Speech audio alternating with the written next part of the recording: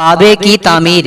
آپ صلی اللہ تعالیٰ علیہ وسلم کی راست بازی اور امانت و دیانت کی بدولت خدا بند عالم نے آپ صلی اللہ تعالیٰ علیہ وسلم کو اس قدر مقبول خلائق بنا دیا اور عکس سلیم اور بے مثال دانائی کا ایسا عظیم ظہر عطا فرما دیا کہ کم عمر میں آپ صلی اللہ تعالیٰ علیہ وسلم نے عرب کے بڑے بڑے سرداروں کے جھگڑوں کا ایسا لاجواب فیصلہ فرما دیا کہ بڑے بڑے دانشوروں اور سرداروں نے اس فیصلے کی عظمت کے آگے سر جھکا دیا اور سب نے بالاتفاق آپ صلی اللہ تعالیٰ علیہ وسلم کو اپنا حاکم اور سردار عظیم فرمایا۔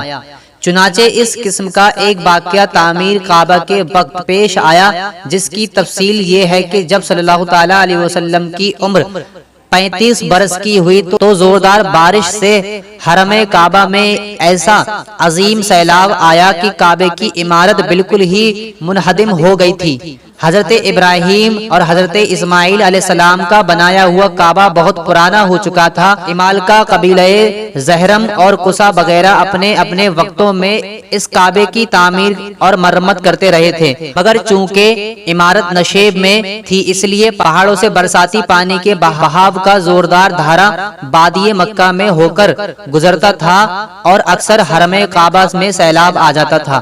کعبے کی حفاظت کے لیے بلائی حصے میں قریش کئی بند بھی بنائے تھے، مگر وہ بند بار بار ٹوٹ جاتے تھے۔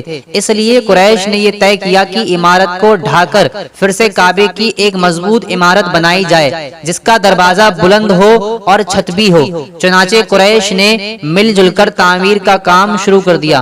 اس تعمیر میں حضور اکرم صلی اللہ تعالیٰ علیہ وسلم بھی شریک ہوئے اور سرداران قریش کے دوش بدوش پتھر اٹھا اٹھا کر لاتے رہے۔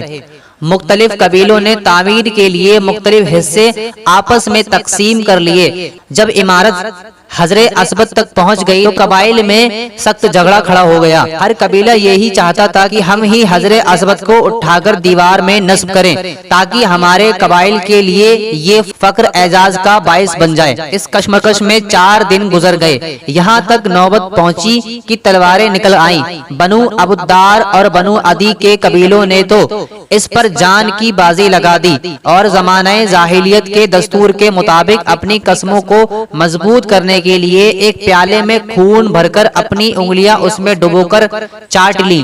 5ویں دن حرم کعبہ میں تمام قبائل عرب جمع ہوئے اور اس جھگڑے کو طے کرنے کے لیے ایک بڑے بوڑھے شخص سے یہ تجویز پیش کی کہ کل جو شخص صبح سویرے سب سے پہلے حرم کعبہ میں داخل ہوگا اس کو پنچ مان لیا جائے گا، وہ جو فیصلہ کر دے سب اس کو تسلیم کر لیں۔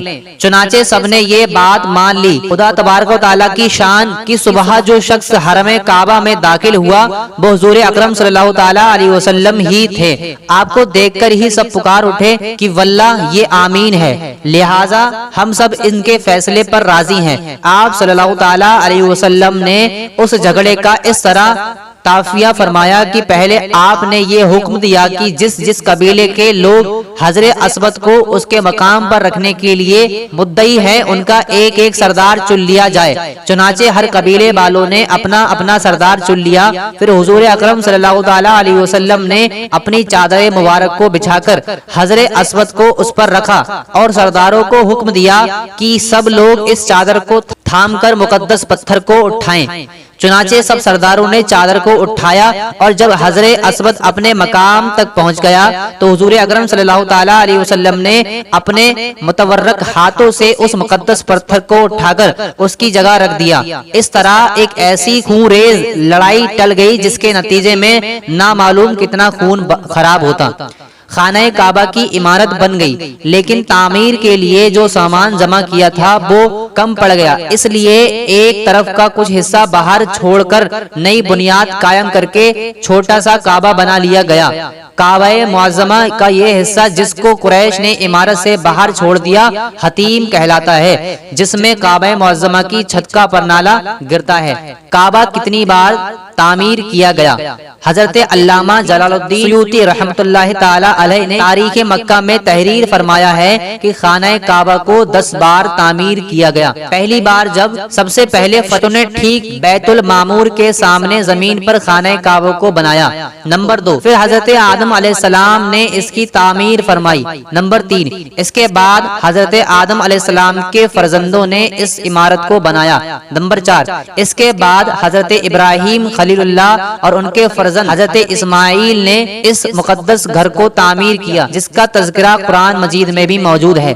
نمبر 5، قوم عمالقہ کی عمارت۔ نمبر 6، اس کے بعد قبیلہ زرہم نے اس کی عمارت بنائی۔ نمبر 7، قریش کے مورے سے اعلیٰ موسیٰ بن کلاب کی تعمیر۔ نمبر 8، قریش کی تعمیر جس میں خود حضور اکرم صلی اللہ تعالی علیہ وسلم نے بھی شرکت فرمائی اور قریش کے ساتھ ساتھ خود بھی اپنے دوش مبارک پتھر اٹھا کر لاتے رہے۔ نمبر 9، حضرت عبداللہ بن زبیر رضی اللہ تعالی عنہ نے اپنے دور خلافت میں حضور اکرم صلی اللہ تعالی علیہ وسلم کی تجویز کردہ نقشے کے مطابق تعمیر کیا، یعنی حتیم کی زمین کو کعبے میں داخل کر لیا اور دروازہ سطح زمین کے نیچے رکھا اور ایک دروازہ مشرق کی جانب اور ایک دروازہ مغرب کے سمت بنا دیا۔ نمبر 10، عبد الملک بن مروان اموی کے ظالم گورنر حجاج بن یوسف ثقفی نے حضرت عبداللہ بن زبیر رضی اللہ تعالی عنہ کو شہید کر دیا اور ان کے بنائے ہوئے کعبے کو بھی ڈھا دیا، اور پھر زمانہ جاہلیت کے نقشے کے مطابق کعبہ بنا دیا گیا جو آج تک